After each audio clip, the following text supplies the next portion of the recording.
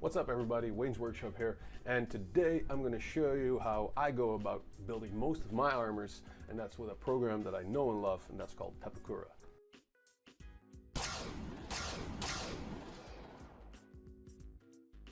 Now, Pepakura is a program that takes a 3D model and converts it into a 2D printable template. That printable template you can then print out, cut out, and then reassemble back into the real world, something like this. Now, a medium that is used a lot with Pepakura is foam, and we're going to focus on the foam aspect as well. Now, if you're unfamiliar with 3D or how to get certain 3D models out of a game or from a certain movie, you needn't worry. There are loads and loads of databases online that have already unfolded pieces ready for you to download, size up to your preferred size, and then you can print them out and cut them out and start building already. A few examples are the 405th. They have a insanely huge Halo database of Pepakura files. There is a Facebook page called Pepakura Library. Their database is also insanely huge. They even started a second database called Onekura, and the list goes on and on. I will link a few of those in the description, and then you can get going there. Now, originally, Pepakura is used in paper crafting. You can download paper templates from a dragon or a race car, and you build it out of paper. It's really good to use it with foam because you can ignore a lot of the parts, because where paper is flat and you have to simulate thickness of a certain part with paper, with foam it already has its thickness. So if the foam is thick enough, you could cut that out and leave it out, and you get to ignore a lot of the parts.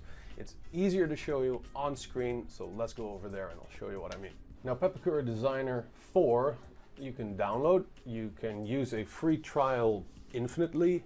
The only downside with a trial is that you can't save your work. So let's say you've found an Iron Man chest and you need to scale it up a little bit. You cannot save that for a later use.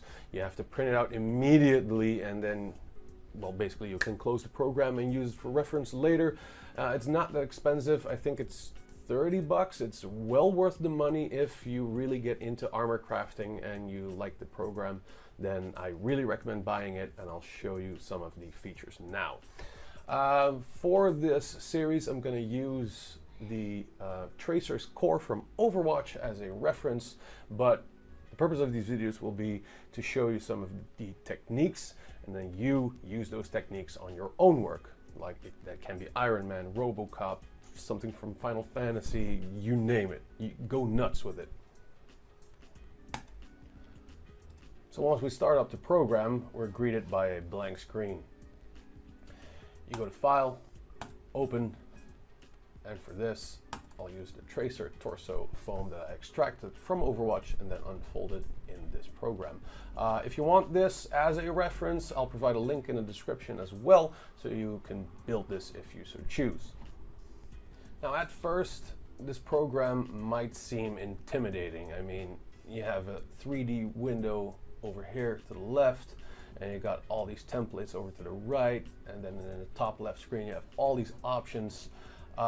Don't be intimidated by a program. It's super easy to use once you get to know it a little bit, and for now I'm going to go over the basics that you need just to get started, and this is going from you have found a file that has already been unfolded for you.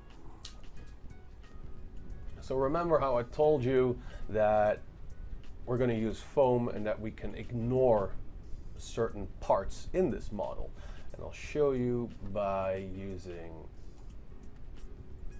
this part right here.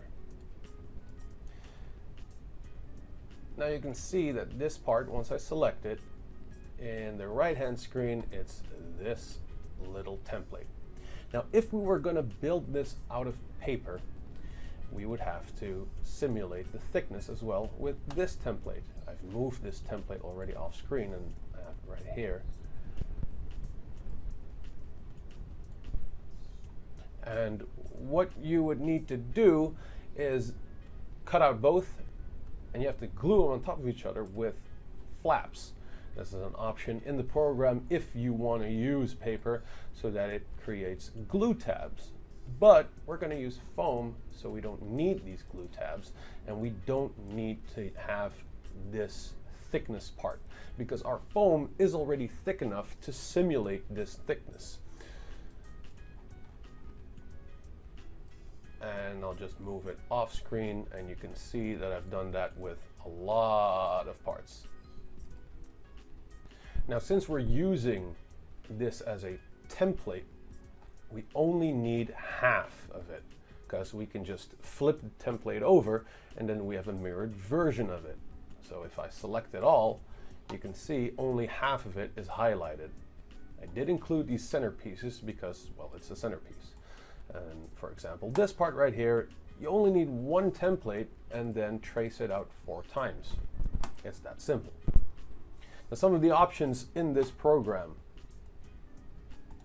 is if you right click in the 2D menu, you see a couple of options. We're not going to use all of them, we're only going to use a few of them. One of them is select and move. It basically does what it says. You select a part, click and hold, and you can move it around. The next one is rotate, and you get all these little rotation points. And when I zoom in on one of these parts and double click one of these circles, you could rotate it around. I never used this option since Pepakura Designer 4 because they implemented a rotate option in select and move already. If I highlight a part, you see this green dot. If I mouse over it and click and hold, it's already in there, so you don't really need to go to rotate anymore. Join disjoint face is for when you're going to unfold a model. I'll go over this feature in a separate video on how to unfold a completely new 3D model and you want to make templates out of it. So that'll be in a later video. The next one is check corresponding face. And this is a neat little feature that if you select it, it'll go over all the parts, as you can see here. And you have this little menu right here. And if you click all of them, you can see that most of it is transparent while the selected one appears on the screen. If you just click in the 2D menu right here, you can see the model again. And this is good for finding your parts. So let's say, let's move the camera a little bit closer here. So let's say you need to find this part and you need to find that part, but you don't know where they go because you've never done this before, or you have so many templates that you just got lost.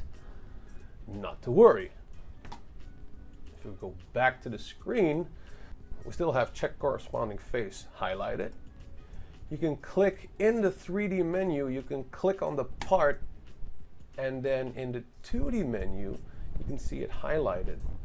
If you hold down the Control button and you select the template next to it in the 3D menu, it also highlights it in the 2D menu. So you can actually find where what part goes because the rest will be transparent. So you basically highlight it in 3D. So you're going to use that option a lot, at least I do. And then for the final option, and this is a critical one, is measure distance between 2 points. And you're going to use this feature to size it to your body. Now for tracer, it needs to fit around your waist because around the waist is where it wraps around you totally. Your head will fit in here usually. This is a pretty wide model. So you have it selected, measure distance between 2 points, and you can see in the 3D model right here, you see all these red dots appearing where I have the cursor. Now, you're going to move it to a side where you want to measure. Now let's use this one on the inside. You click once and you drag it to the other side. You can see a line forming here. See? Now once you click on that one, it'll give you a measurement that right now, from point to point, this one is 266 millimeters or 26 centimeters. So what you have to do is measure up those exact points on your waist. Now, if your waist is bigger than that or even smaller than that, there's a neat little trick here in Pepakura to size up this model, and it will do that on the height, depth, and width all at the same time. So let's say your waist is 30 centimeters and this one is 26 centimeters right now. We need to increase this model size. And you do that by going up here to 2D menu. And then if you scroll down a little bit, you see change scale. Now you can go to set scale. There you can do it manually. You see a window here and you see a scale here, depth, width, height.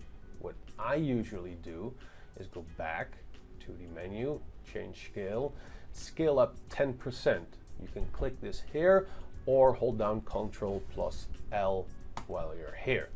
And if I do that, and if you look in the 2D part of it, you can see the templates increasing in size. So this is Ctrl L, Ctrl L, Ctrl L. And I did it 3 times now. So now it's 30% bigger.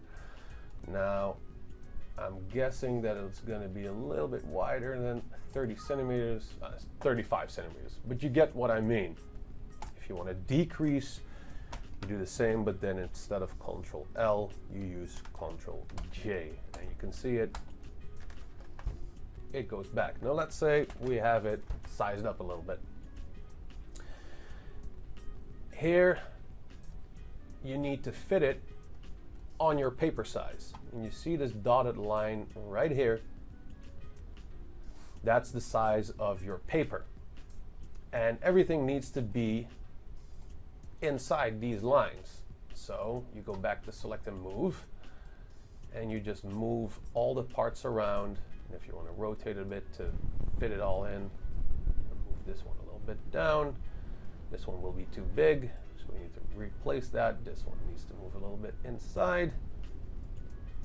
Move that one, and now it fits again. Right now it's set to A4 because I live in Europe and we use A4 size paper. If you're living in a part of the world where you don't use A4, you need to change this. And you do that by going to File, Print and Paper Settings. And there you see paper size with a drop-down menu. If you click on it, you can see all other options, and you just set it to what you're accustomed to and set transparency to 0 and print lines smoothly. Some printers have difficulty printing templates and you end up printing nothing or really faded lines. Setting this to 0% usually eliminates all those problems. If you've done that, you click OK, and then you go about your business by setting everything back up in between these dotted lines. And now for the last bit of information about this program, what is kind of crucial are the fold lines and bend line. Now if we take a look at the template section right here, we can see, and we're going to use these 2 parts as an example. You can see this dotted line. I highlighted this in blue and this one in red for now for the sake of this tutorial video, so you can see it better, but normally this is in black. But you can see this blue dotted line. That means that in the end, this template needs to have a bend line to the inside. You can see that when we highlight this and we go over to the 3D menu, we can see that this part does bend. It has all these bend lines. It's almost a cube. So you score it, you fold it, and then when you have your actual part, what you do is you line it up, you fold it, you mark it, and you do that for all the fold lines. This is the inside, so you won't see this part. You grab your knife and you create a V groove or a V cut into this. And what this does, once you got cut out, you have this V groove right here. And this is the outside, the part you see, and there you have a perfect fold line. So these are inward bends, and there's the opposite of that, and I'll show you when we go back to the screen. Now the other one is highlighted here in red, and this is a dash dot dash line. And what this means is it goes the other side. Instead of an inward bend, it's an outward bend. So when we go back to our template here and our piece of foam, we have this piece of foam. This is the outside. You won't see this part. You have your template here. Fold it, mark it, and instead of a V groove, we only need to cut a line, because all we need is an outward bend. This is the outside. This is the part you see. And now we have a perfect outward bend. Here you can see that cube shape. It has the nice bend line here, and you can see on the other side, that's that outward bend, and you don't see any lines because you've all done it on the inside of it. So you get perfect bends, and that's what those lines mean. So that's it for this video. These are the basics you need to know to get started with Pepakura. In the next video, I'll show you the stages after we've printed, cut it, and we're going to trace it out onto foam. We're going to cut it out. I'll show you how to do certain angle cuts to get like bends like this. You can see it, it goes into a sharp bend, and how I got to this point, and we'll move on from there into other videos. I hope this helped you out, and if it did, please like and share it. It helps the channel out a lot, and I'll see you in the next video. This tutorial was a collaboration with Proptimum Creative Materials.